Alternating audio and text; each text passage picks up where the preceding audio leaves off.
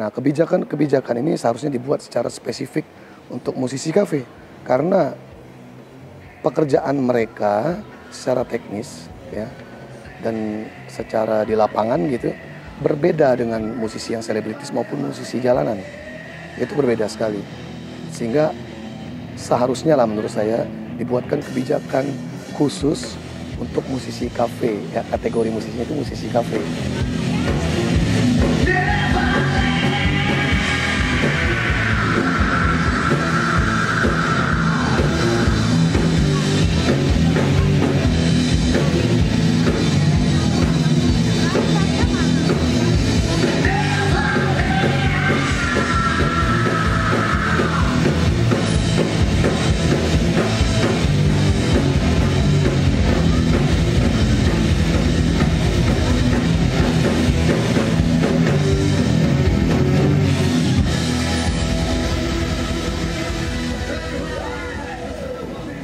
Saya biasa jalan itu jam 7 ya, karena rata-rata performnya jam 9, jadi sampai lokasi itu setengah 8 atau jam 8, jadi masih sempat untuk cek sound, prepare gitu, briefing sama teman-teman player yang mainin musiknya. Selesai itu kita bisa jam 1, jam 2, karena habis perform nggak langsung pulang, masih ada nemenin tamu, ngobrol sama evaluasi.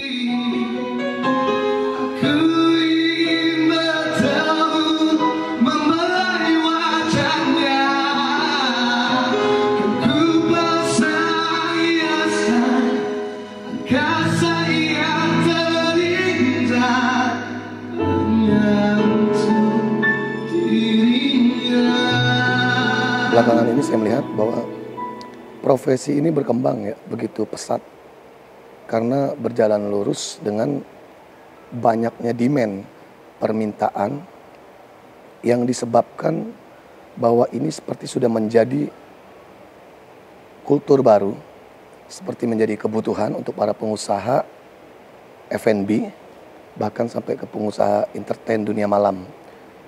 Dimana kita coba bisa lihat dari level bawah, pengusaha-pengusaha warung kopi. Tanpa mereka sadari, mereka menjadikan live music ya, penyanyi kafe itu menjadi kebutuhan dan seperti mengharuskan bahwa itu harus diadakan sebagai fasilitas tempat usaha mereka. Nah, berkembangnya ini menambah jumlah populasi yang tadinya sudah besar, ini menambah menjadi tambah besar populasi masyarakat yang bekerja sebagai musisi kafe maupun penyanyi kafe yang ada di grade C, grade B, grade A gitu.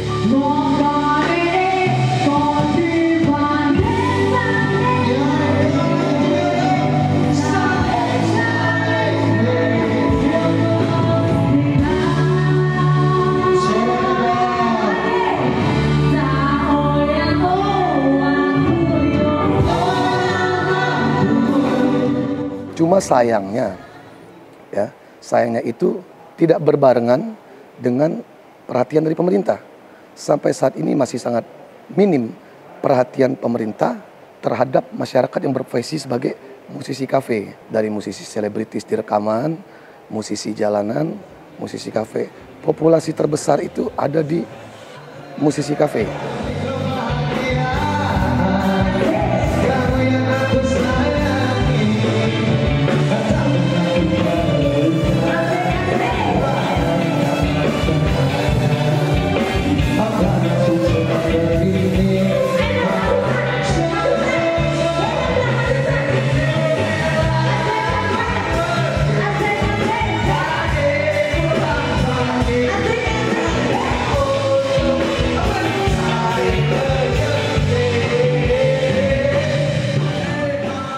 Nah, ini kan seharusnya diperhatikan profesi ini.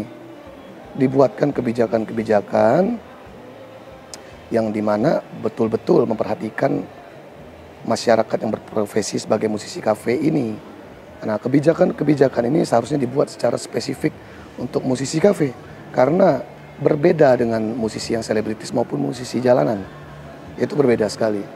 Sehingga seharusnya lah menurut saya dibuatkan kebijakan khusus untuk musisi kafe, ya kategori musisinya itu musisi kafe.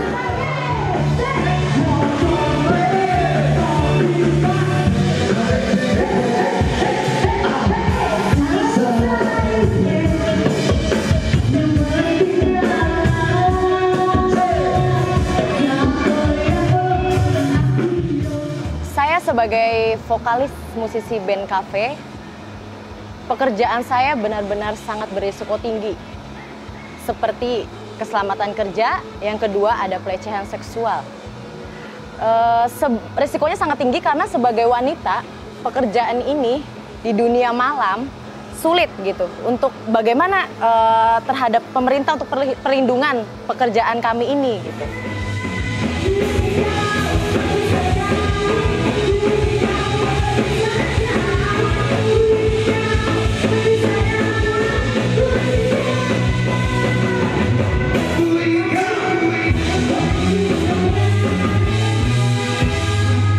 Halo, saya Rizal, musisi atau pengamen kafe di Jakarta. Saya berasal dari Bandung. Saya mau ngomong sedikit soal profesi saya nih, soal pengamen, pemain musik atau pemusik, musisi kafe yang ada di Jakarta. Untuk hal-hal yang formal, misal profesi pemusik kafe ini di Jakarta kan secara formal atau secara legalnya nih nggak ada naungan atau seperti buruh atau karyawan statusnya. Jadi berharap musisi-musisi kafe ini bisa dapatlah formalitas agar dapat misal ngangsu rumah atau KPR atau misalkan hal-hal lainnya yang dimana memang sementara ini untuk profesi pengamen atau musisi itu kayaknya masih belum bisa untuk mengusulkan atau membuat permohonan hal-hal yang formal seperti itu. Jadi saya berharap agar ke depan ada respon lah dari pemerintah yang terkait untuk hal ini.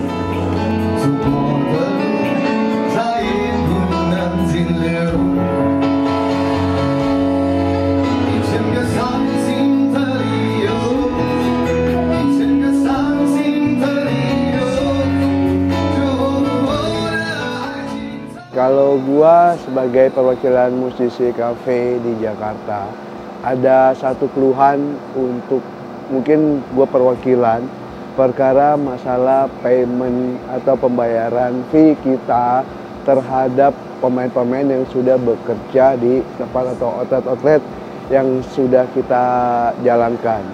Nah, kenapa? Karena tidak ada istilahnya penjelasan dan perlindungan untuk para musisi itu untuk terkait penagihan itu kita tidak ada kekuatan karena basicnya mungkin itu lebih ke bisnis dan bisnis bukan perorangan.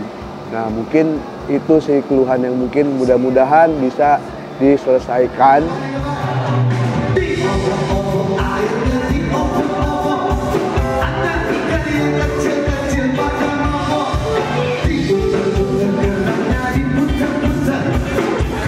Gue salah satu penyanyi perempuan di Jakarta ini yang menjadi pekerja malam atau penyanyi kafe. Di sini gue mau ngebahas soal apa ya? Kayaknya agent kali ya, seru ya. Kalau agent mungkin teman-teman band yang lain mungkin akan setuju gitu, satu suara sama gue. Yang pertama mungkin agent, teman-teman agent yang bantuin kita masuk ke outlet-outlet. Pertama kita makasih banget karena berkat kalian mungkin buat teman-teman yang lain yang masih butuh agent, benar-benar butuh agent itu thank you banget karena dibantuin gitu. Jadi jobnya ada. Tapi banget motongnya bisa gak sih guys, nggak terlalu gede gitu, kayak lu motong 200 aja lu udah alhamdulillah gak sih gitu. Itu lu motong banyak banget, please. Sumpah fee kita itu nggak gede-gede banget. Pertama udah gitu kita butuh modal buat kita manggung, kita butuh buat cewek kayak gue kita butuh lipstick dan segala macam, alat make up dan lain-lain sebagainya. Kita butuh rokok, kita butuh bensin dan segala macam gitu kan. Belum yang pakai mobil harus masuk tol apa segala macam. Kalau kalian motongnya terlalu banyak, gimana sih sama transportasi kita dan yang lain-lainnya itu gitu. Lu motong segitu banyaknya, maksudnya apa gitu? Nggak usah yang kecil, nggak usah sebanyak itu. Kalau enggak lo naikin budget ke outlet, ke kita ya standar gitu. Nggak yang sampai sekecil itu, nggak juga memanusiakan musisi banget gitu kan.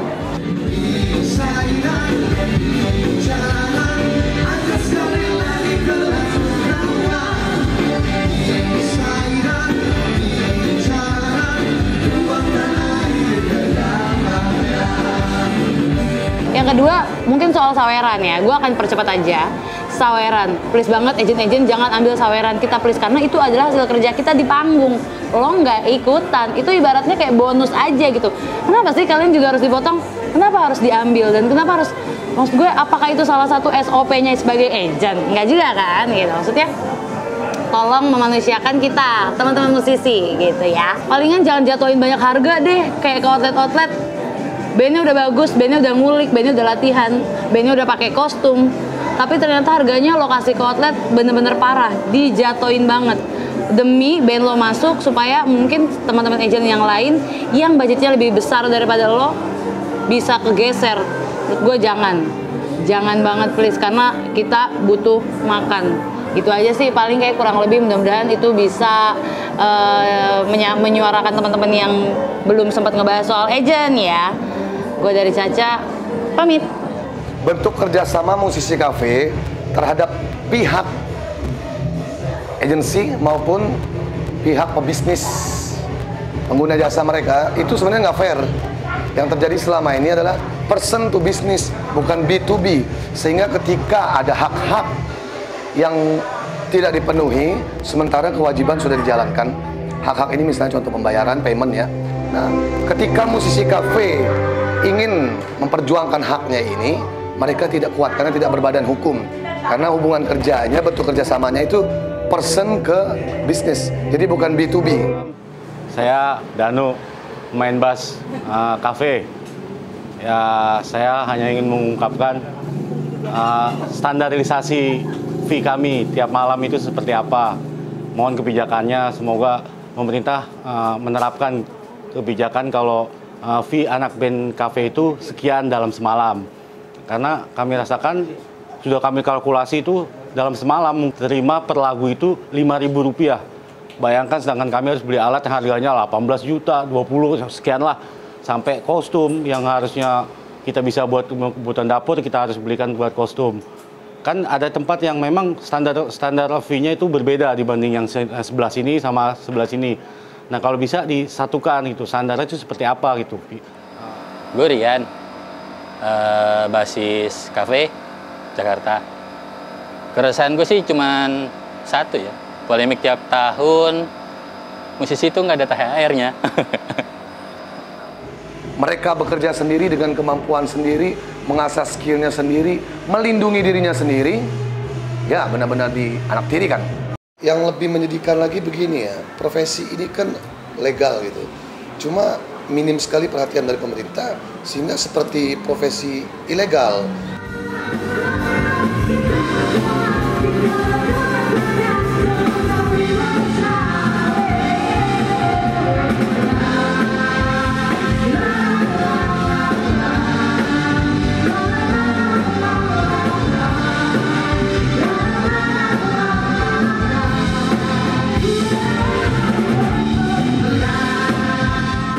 Calon pemimpin yang baru, jika peduli dengan masyarakat yang bekerja sebagai musisi kafe dengan populasi sebesar ini, saya yakin akan mendapat dukungan besar dari musisi kafe.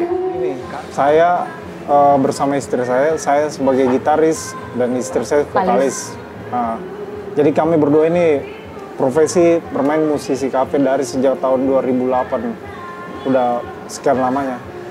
Nah, kami minta kalau buat untuk musisi kafe lebih diperhatikan, buat kebijakan yang terbaik lah untuk kita semua.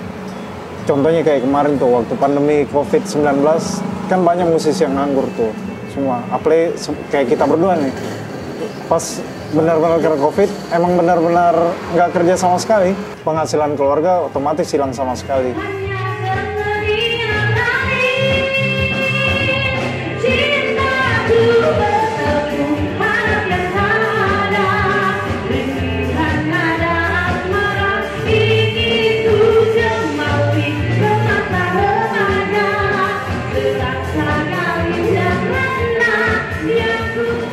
Beban dari profesi ini, ada tuntutan kami harus style head on, terus harus terlihat mahal, keren gitu di dalam pekerjaan kami, karena dengan itulah kami bisa diterima oleh pengunjung maupun pebisnis entertain. Padahal setiap pulang dari kerja kami kembali ke realita kami, kembali ke rumah seperti biasa, dengan seperti masyarakat biasa dengan penghasilan yang tidak tetap. Itu. Nah mungkin hal ini yang dilihat oleh masyarakat bahwa sepertinya keadaan kami baik-baik saja, padahal tidak baik gitu. Dan kami membutuhkan perhatian.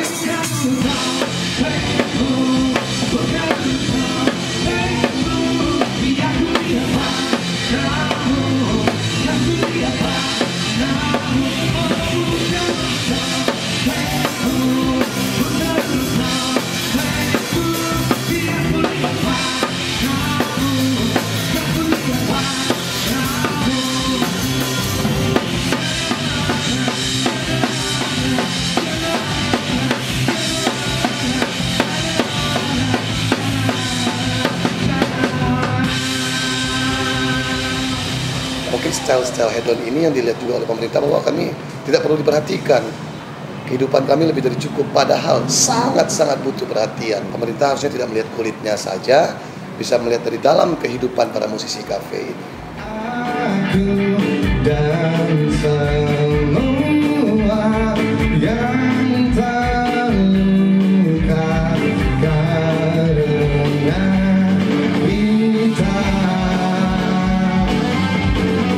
Nah, ketika sudah bicara tentang kebijakan ya, berarti kan kita bicara tentang dalam pemerintahan gitu. Nah, yang saya harapkan dan saya himbau kepada teman-teman musisi kafe adalah, yuk kita sadar dengan politik, kita peduli dengan politik gitu. Karena orang-orang yang jadi dalam politik itu berpengaruh dalam kebijakan untuk nasib kita gitu. Jadi kalau udah bicara tentang kebijakan, kita berbicara tentang politik berarti kan, kebijakan pemerintah. Marilah kita peduli, kita punya kesadaran dengan politik, dan kita bisa melihat siapa yang kita pilih, apakah dia peduli dengan musisi kafe, apakah dia akan membuat kebijakan untuk profesi kita ini. Jadi mulai sekarang menurut saya udah wajib sekali kita untuk peduli dengan politik dan punya kesadaran politik.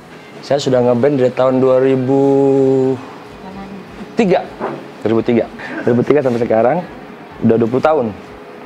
Dan selama ini kami itu bukan komunitas kecil. Anak band itu gede, banyak. Setiap kota, setiap pulau itu ada. Di Jakarta, di Surabaya, Jawa Tengah, coba deh survei ke Indonesia Raya.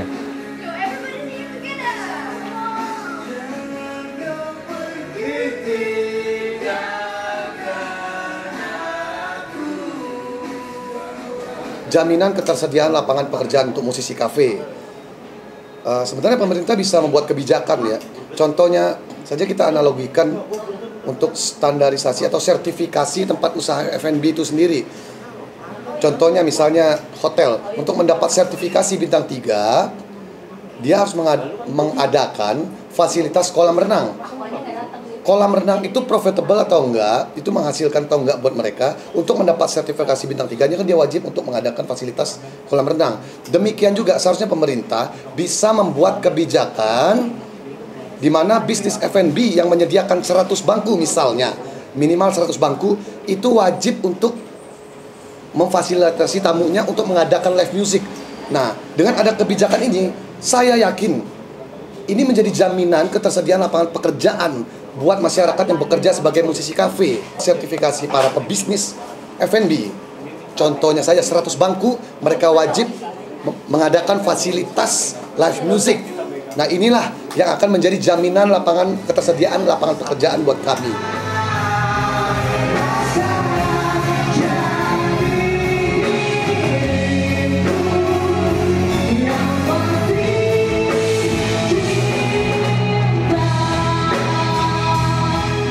Kami dari Ember Cafe juga merupakan salah satu pengguna jasa mereka, teman-teman band, di mana kita lihat mereka sangat all out, bagus, cuman kayaknya ada yang masih kurang, yaitu adalah kurang perhatian dari pemerintah berkaitan kesejahteraan ataupun apapun lah.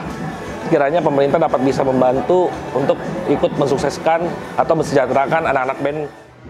Tahun 2024 ini, dengan adanya pergantian pemimpin, calon pemimpin yang baru, jika peduli dengan masyarakat yang bekerja sebagai musisi kafe, dengan populasi sebesar ini, saya yakin akan mendapat dukungan besar dari musisi kafe. Karena sampai detik ini, musisi kafe keberadaannya belum dianggap. Jadi ketika calon pemimpin bisa memperhatikan kami akan sangat dukung.